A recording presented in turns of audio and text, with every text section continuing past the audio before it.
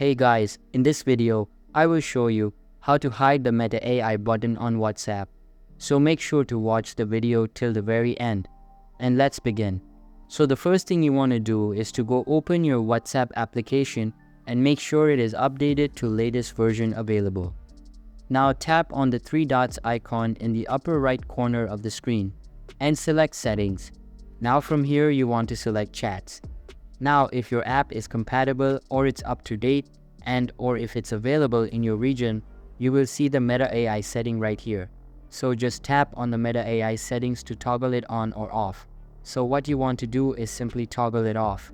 So by toggling it off, the Meta AI button on your WhatsApp will be removed or be hidden.